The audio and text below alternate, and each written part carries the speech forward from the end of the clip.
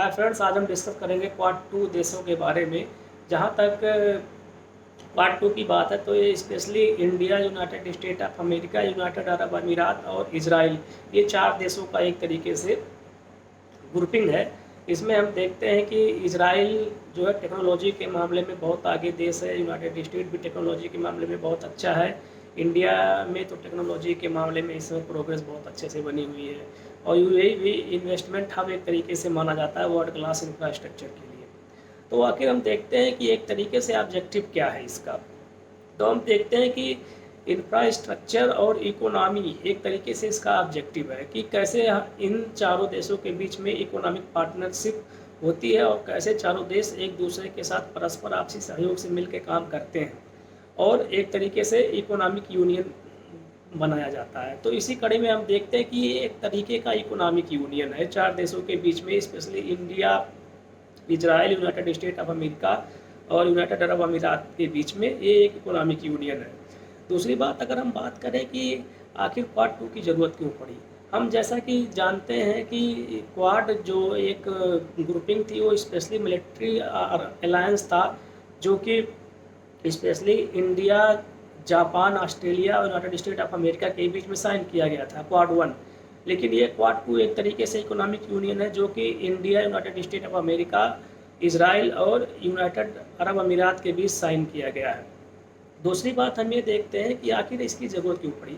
तो हम जानते हैं कि चाइना जो है एक तरीके से इमर्जिंग चाइना पूरे वर्ल्ड के लिए एक तरीके से प्रॉब्लम बना हुआ है और ये प्रॉब्लम हमेशा ना बनी रहे, उसके लिए एक तरीके से इकोनॉमिक यूनियन तैयार किया जा रहा है इन देशों के द्वारा।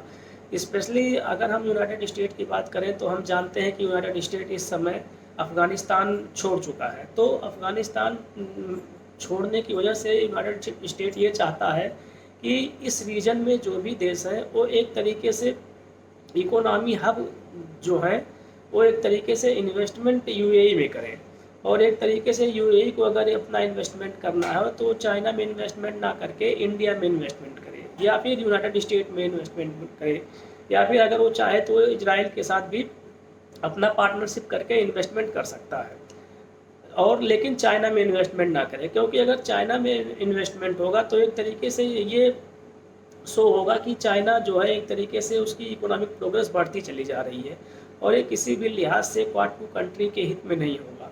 दूसरी बात, हम ये देखते हैं कि चाइना को इकोनॉमिकली कंटेन करने के लिए ग्रुपिंग का निर्माण किया गया है कि चाइना एक तरीके से आगे ना निकल पाए।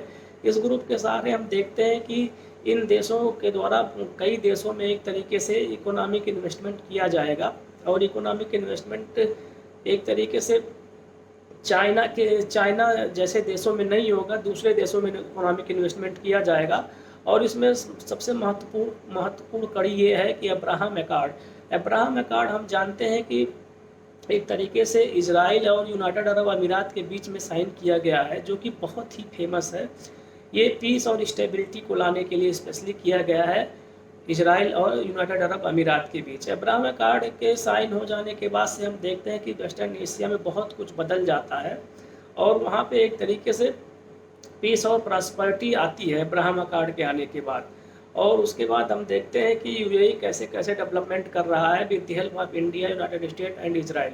दूसरे शब्दों में हम कहें कि क्वाड टू के आने से चाइना का जो बेल्ट एंड रोड इनिशिएटिव है वो भी एक तरीके से धूमिल हुआ है, क्योंकि बेल्ट एंड रोड इनिशिएटिव के द्वारा चाइना पूरे वर्ल्ड पे एक तरीके से अपना कब्जा करना चाह रहा है पूरे वर्ल्ड के मार्केट पे।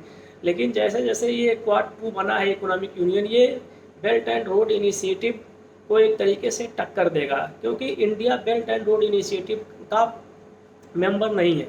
अगर हम बेल्ट एंड रोड इनिशिएटिव की बात करें तो बेल्ट एंड रोड इनिशिएटिव का मेंबर ईरान है। इसी वजह से अमेरिका की और प्रॉब्लम्स बढ़ती जाती है कि अगर इंडिया भी कहीं बेल्ट एंड रोड इनिशिएटिव का मेंबर हो जाएगा तो आने वाले समय में बहुत सारी प्रॉब्लम्स शुरू हो जाएंगी।